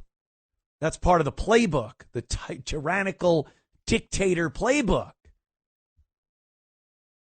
And using the judicial system against his enemies. What? The guy's got a mugshot. He was arrested, tried, convicted, sentenced. A lot of people that worked for him were put through these kangaroo courts where lies. I mean, we're looking at Comey right now, who was indicted. I mean, that guy, talk about perjury. He perjured himself. He lied in front of Congress. But, you know, that's just revenge on Trump's part. We have audio and video of Comey committing perjury. What did you have on Trump? Oh, we bought a property and used Mar-a-Lago's equity to get a loan, but they decided the equity wasn't as high as the bank even decided when they gave him the loan, that he paid back with interest on time, no harm, no foul. That's what they got Trump on. And they ran him through the mill, 34 felony convictions. They can't stop talking about it. And with Comey, it's pure revenge. All the lies that were told, the Russia lies, all that nonsense. And it's in video, you can see them committing these crimes. And you could see Comey committing perjury. And that somehow is just revenge. All right. Sure it is. I bet. But that's Hillary. I was going to make Hillary Clown of the Week, but we had done it last week. So I just wanted to get those clips in there because they just keep popping up. You ever turn over a piece of slate when you were a kid? Nothing better. When you're a kid, you know, you just, maybe it had been raining or something, and the slate, it's been in your front yard or backyard. It's a pathway leading up to the door, and you're just hanging out in the backyard, and you go, hey, I wonder what's under there. And you pop it over, and it's just, a nightmarish image of monstrous bugs and creatures. Yeah, that's Hillary. That's Hillary. Every so often, someone pops the slate, turns it over, and we got to look at her mandibles and antennae. Ugh. All right. Back in a couple of minutes. Don't go anywhere. Anthony Cumia Show. It's the Anthony Cumia Show on the Red Apple Podcast Network.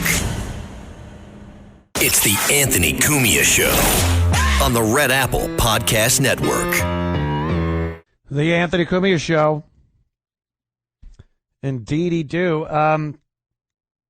Yeah, I was talking about Kamala and Hillary and the like, how they just pop up. You don't see them a while, and then they pop up, and they're just as stupid as they ever were, lying, just like always.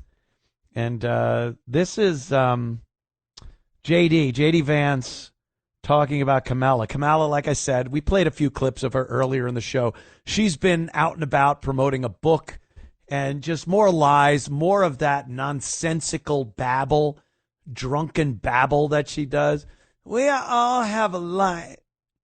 Our light shines as does your light. And you're like, what are you saying? So J.D. Vance had enough, like all of us, and he commented on Kamala Harris. This is quite accurate. Problem is not that Kamala's campaign was too short, it's that it was too long. That when people actually listened to what she had to say, her polling went down and down and down. I think that if we had a 150-day campaign, we probably would have had 3 additional Republican senators, and Donald Trump would have won by an even bigger landslide, because the more people know about Kamala Harris, the more they realize there's no substance there. I mean, agree or disagree with Barack Obama or Bill Clinton, they actually had substance. They could actually articulate a viewpoint. I listened to Kamala Harris for 90 seconds, and I actually feel like I've gotten dumber in the process, and I have no idea what she actually believes. That's the problem with Kamala Harris, and it's going to continue to be her problem unless she actually learns how to develop a viewpoint, articulate it for the American people. Just say what you actually believe. Don't do this word salad, talking around in circles. It doesn't work, and it's why she didn't win. It's all she can do, though. She can't do any better than what she did. That was the best Kamala Harris you'll ever see, was during the her campaign and right before the election. That was the best Kamala Harris you would ever see. She's stupid. She's not smart. This is what people have to realize. It's a hard truth sometimes. You don't want to use words like stupid, but sometimes it's the only word that really fits. Some people are just stupid. And Kamala Harris is one of those people. When Barack Obama, who J.D. Vance was just saying, at least he could articulate his position on something. He would get up there. People looked at Obama, called him a great speaker. Yeah, it was all scripted. It was... I don't think it was very sincere, a lot of what he was saying. And then he'd have to say things like Kamala Harris is the most qualified candidate we've ever had for president of the United States. Ever, by the way. He said that. I remember distinctly him saying that because I couldn't imagine anyone but the most profoundly retarded saying something to the effect that she was the greatest candidate, the most qualified candidate ever in the history of American presidents. So I always found that kind of funny. But Vance puts it there. She's just, you feel dumber for listening to her. There's another clip here from Trump, and this one is slamming Jazzy Jasmine Crockett and Ilhan Omar. These two, of course, they're thorns in the side of America. These are two women that do not like this country. Ilhan Omar comes over from Somalia and wants Somalia. She wants to rule over some sovereign Somali subcountry located in the state of Minnesota. That's what she wants. No part of America. I want to rule Somalis in a microcosm of Somalia right here in Minnesota, USA. And she's been doing it. She's another one that'll just speak whatever gibberish that is from Somalia. Somali, is that a language? And she just hates the United States of America. Everything it's ever stood for, every institution, everything we held dear over the course of centuries, a couple of centuries and change we've been around, despises it, wants no part of it. And she's a representative. Now, it's lucky she's a representative of people that feel the same way. They don't like America. So how did that happen? Why are we in that situation? Minnesota, of all places. And then there's Jasmine Crockett, who is either really stupid or she can play stupid very well. She's a chameleon, you know, when she has to seem enlightened and smart and educated. She can do that to an extent. But when she needs to ghetto it up and be just one of the sisters, y'all know what I'm talking about, you know, and break into that, she can do that in a second. At the drop of a weave, she can change into that. The drop of a Jiffy Pop shower cap. She's all ghetto.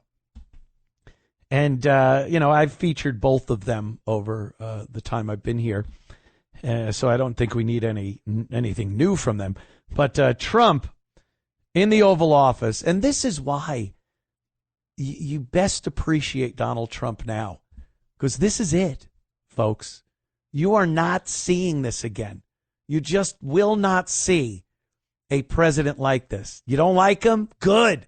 We don't need a president like that. Well, don't worry. Don't worry. At the end of his term, you'll get someone else, and it'll be back to business as usual, politics like it was, their little club that you ain't invited to, and, you know, it'll be all the same. The lies, there won't be much more accountability because they're all in the club. Trump wasn't in the club. So you'll miss this. You'll miss this when it's gone. Here's Trump slamming Jasmine Crockett and Ilhan Omar. Yes, please. Jasmine Crockett recently. Jasmine Crockett. Remember what I said? Is she a relation to the late, great Davy Crockett? I don't think so. Jasmine Crockett, let me tell you, before you even ask, she's a very low IQ person. I mean, if we ever had to pass an aptitude test, that's the one should take one because she shouldn't even be in the crowd. So I have no idea what you're going to, but I don't think we should waste our time. This is a low IQ person who I can't even believe is a congressperson. Between her and Ilhan Omar and the group. You know, I met the head of Somalia. Did you know that? And I suggested that maybe he'd like to take her back, and he said, "I don't want her." Okay, what else? Go ahead. Let's hear what Crockett said. Go ahead. She compared ICE raids to slave patrol. I want to ask you. To slave? To slave patrol. I want to ask you if you think that there should be consequences for members of Congress who make these types of comparisons or use this language. Well, I think she's gone over the line, and I think a lot of the people. Look, the Democrats have become radical left lunatics. They have policies that nobody's going to buy. And, you know, I see what's going on in New York. We're going to have perhaps a communist mayor because it's split up. You know, if the people would get together and have one candidate, they'd have, I think, a pretty good chance. But it looks like maybe they're not going to do that. But we're going to end up with a communist mayor. It's not even believable, my beautiful New York. When I left New York to become president, it was a great place. But it was the beginning of bad things because we had de Blasio had just started as mayor, and I said, this guy's a real nut job. Went to Harvard to teach management. Can you believe it? He went to Harvard to teach city management along with the mayor of Chicago, who went to Harvard to teach. The two of them are teaching how to manage a city manage it into hell is what they did. But that was the beginning, and now we're going to go. That's hilarious. Like, you miss that. You'll miss it. I guarantee you'll miss that. He's talking about two congresswomen, low IQ. This one's an idiot. I love it. Hilariously funny. You'll miss him. I'll be back in moments. It's the Anthony Cumia Show on the Red Apple Podcast Network. It's the Anthony Cumia Show on the Red Apple Podcast Network. Yes, the Anthony Cumia Show. Shocking. I was watching a clip of Gavin Newsom, and I guess this is going to be their guy. It's pretty early to tell now. I'm still under this, impression that they're going to wait until about a year to go, and they're going to bring out somebody that doesn't have this Democrat liberal stink on them. Everything we've been seeing, the Jasmine Crockett and Ilhan Omar and all of the people that they're, Cory Booker, that are the cannon fodder for the left. The left is screwed up so bad. The Democrats have made such a mess of their party with this extremist left-wing nonsense that all of them have the stink on them. So even, especially Gavin Newsom, they want to parade him around like he's the next Democrat candidate for president, but this guy reeks of Democrat and liberal. California, I mean, really? It's a disaster. And I think the only thing they could do is try to find someone. We don't even know who they are yet. If you're really into the minutia of politics, you might know his name. He's somewhere right now. And, like a garage band in the 90s, in the early 90s. It's a garage band. And then all of a sudden they're just the biggest thing because they're not the ridiculous hair bands of the late 80s. Something new, fresh, doesn't stink. And that's who they're going to need. And they bring him out, and he starts talking like a moderate Democrat. And that sounds like a conservative. Because in contrast to what the left and the Democrats have been for years now, all you have to do is have the slightest bit of common sense. And if you start speaking with the slightest bit of common sense, you will look like the greatest candidate for president ever. So I think they're allowing the nuts to still go out there. Jasmine Crockett, that Presley, Representative Presley, and the rest of them, to go out there and continue their insane Black Lives Matter, LGBTQ, trans stuff, and look like idiots, and we all roll our eyes. Just so in contrast, this guy, and he'll be a guy, he'll be a white guy. And people, America will look and go, whoa, this guy's like JFK. It's all they could do. If they're not planning on doing this, then they're complete idiots and have no chance whatsoever of winning. But if they pull that off, just keep this guy under wraps. 1 year to go, you start putting him out there. And he starts talking about, I don't think men should participate in women's sports. What is? And you just watch people freak out like he's the greatest thing ever. Is he a Republican? No. Because he's all about abortion, but he doesn't talk about abortion.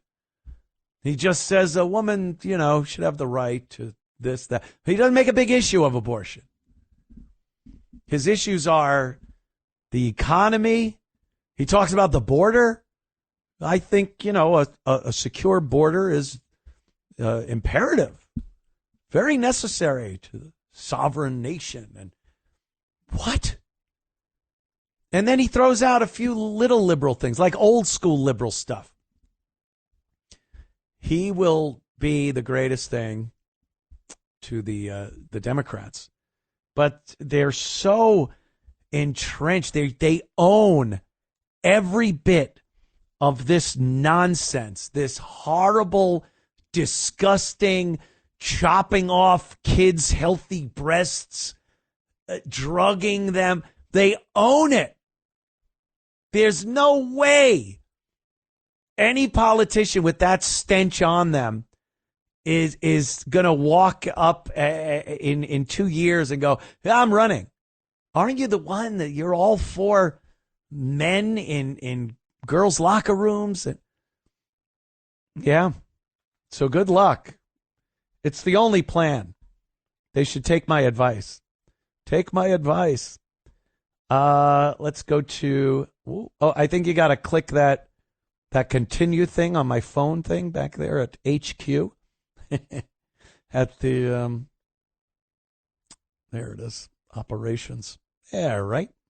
I think that's it. Boop.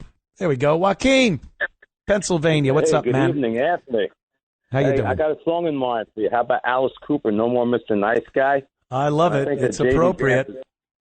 It fits. J.D. Vance is just too nice, and the guy that you're talking about, just as soon as that Democrat gets in, he's going to go right back to the other policies and going to. Oh yeah, no. Instead that we have. Joaquin, I hope I wasn't. People didn't mistake that he was going to be that guy. He's just going to be that guy to run for office, and then once he gets in, we'll see all of the usual nonsense that the left throws out there. Anyway. And the thing of it is we've really fallen very far short as far as labeling goes. We need to demonize them. We need to vilify them. And we need to show them for exactly the democrats that they are, because this allowing them to call us Nazis when they're the ones who use all the Nazi brown shirt tactics, I call them little Hitler minions. Yeah. That's what they are. And we have to put them out there. And I'm going to say right now, New York voters are as dumb as lampposts.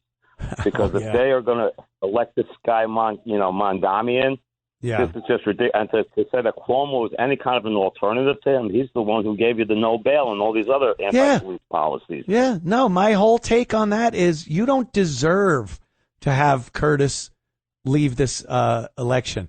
You don't deserve it. You've screwed up so many times that, no, you're going to get stuck with who you want. No, none of these games to get stupid-ass Cuomo in there to prevent Mamdani. You brought us to the point where Mamdani is even a viable candidate. So live with it now. Live with it, New York. And now we need to really take a really good look at Europe right now and see what's coming our way.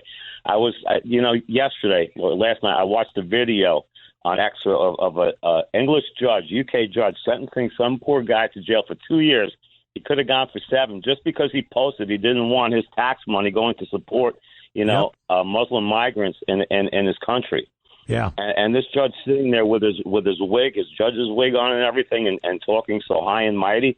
I'm thinking to myself, America, this is what's coming for you. And you remember that 14-year-old girl who chased off a Muslim attacker with the knife and the knife and the axe, right?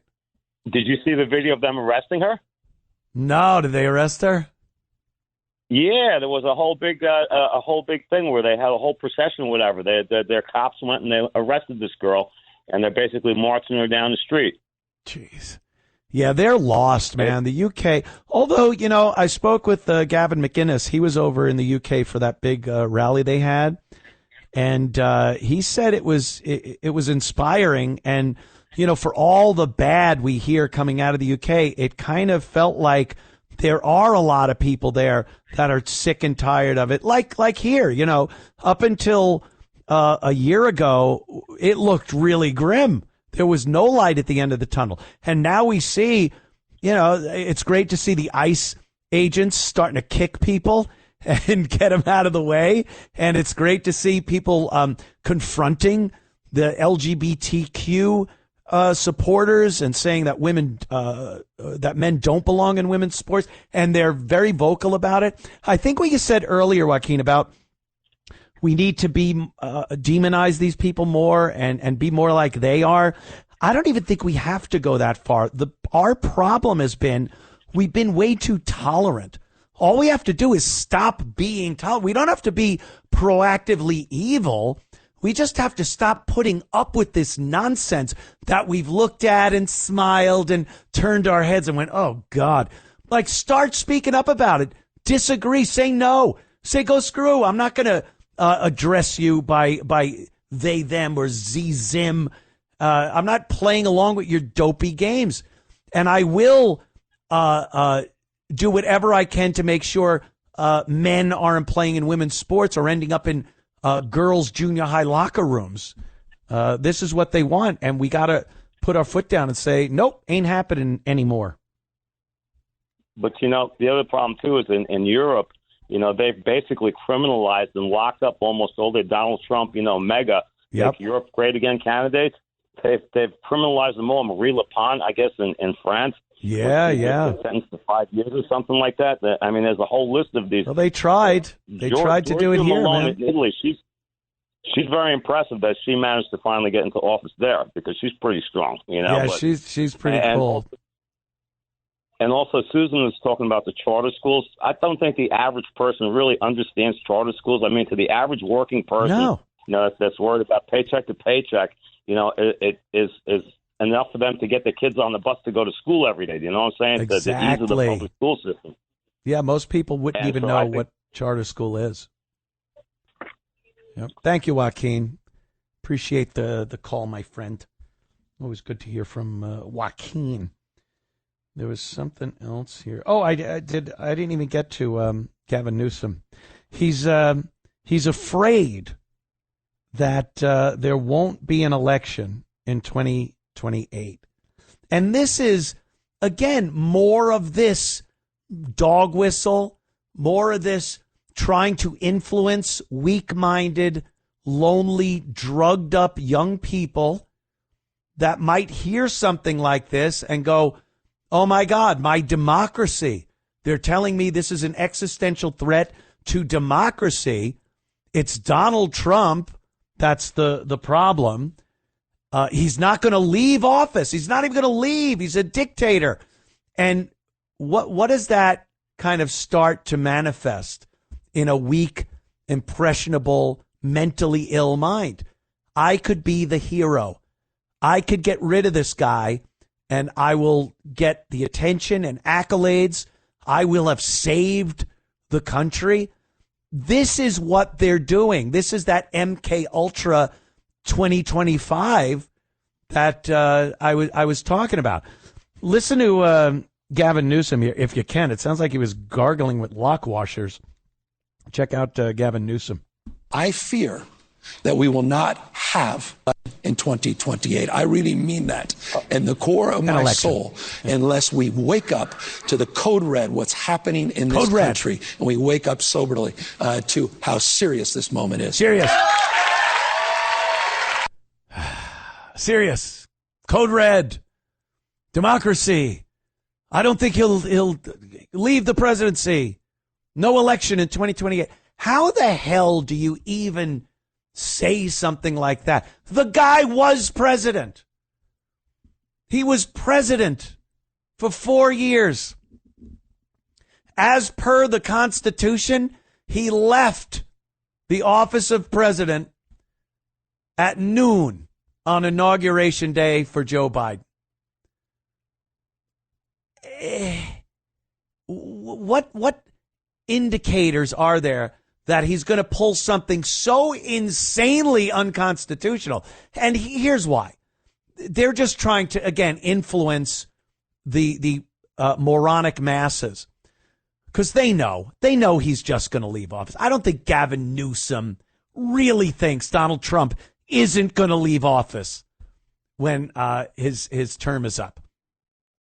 But they need to pump this propaganda out to inflame the people and get them mad. So they pull these horrible actions like assassinations. That's what they're doing. He knows he's not going to leave that he's going to leave. He knows it. But they got to keep that garbage going. It's disgusting. It's unbelievably disgusting. Hey, another girl on the line. Sandra from Jersey. What's up? Oh, hello, Anthony. Hello. Anthony, how you doing? Yeah, how you doing? I hope well. Great. I wanted to say that one down, one to go. However, I want to praise Adams for what he did. To me, whatever the real reason is, to me, he did the honorable thing. He's trying to help save the city. Next one that has to go is Cuomo. And if he leaves, I think Curtis will win. I'll tell you why. I watched those two, Curtis and I watched Mamdani. Curtis has more energy than Mamdani. Curtis has more passion. I mean, I really Absolutely. think if we can arrange a debate, why can't we have a debate between those two? Why haven't they? I don't know. Why can't we have one? I would only assume that Mamdani doesn't want to do it. He's in the lead. Why would he take the stage give? But shouldn't it be mandatory? It's only fair to us. We have a right to see both of them. Why not? We do have a right, and I don't think they can make it mandatory. But Mamdani, I think it would be dumb for him to want to debate Curtis. Curtis is great on his feet. He's very sharp. He can talk. A guy could talk a good game, and it wouldn't bode well. I think for Mamdani, you could call out all of his communist programs that he wants to put in place, and like you said, Curtis he's passionate about New York City, and he doesn't have the polished edges that a lot of these politicians have, and people go, oh, the cat thing, the dog thing. I think that's a great attribute for a mayor to have, someone that's compassionate for animals like that. I think it's a plus. I think it's a plus, and I think he has energy. Curtis is no kid anymore, which is funny. I always think of him as the dopey kid with the red beret in the subways back in the 80s. No, that's like how I think about him, and he's not. He's a very knowledgeable, well thought out guy. But again, Sandra, I have no faith in the voters of New York State. Never mind New York City. That I have no faith whatsoever. Anyway, thank you, Sandra. I do appreciate your call. A lot of interest in this New York mayoral election, especially with Adams dropping out now today. And we'll see. We'll see what happens. I hope that there's some kind of miracle and Republicans in New York City do what they should do. Staten Island's always a good one. You get Staten Island, but what is Staten Island? I think it's the lowest population borough in New York City. A lot of houses, a lot of suburbs, no big buildings really. So, of course, a lot of Republicans live there. But the rest of New York, I mean, you look at some parts of Queens and Brooklyn, you could drive miles. You won't even see an English language sign on a business for miles. And you think those people are going to vote for Curtis Sliwa? They're voting for Mamdani. He speaks their filthy language. I don't know. All right, everybody. I'll be back in moments. Don't you go anywhere. I'm watching. It's the Anthony Cumia Show on the Red Apple Podcast Network. It's the Anthony Cumia Show on the Red Apple Podcast Network.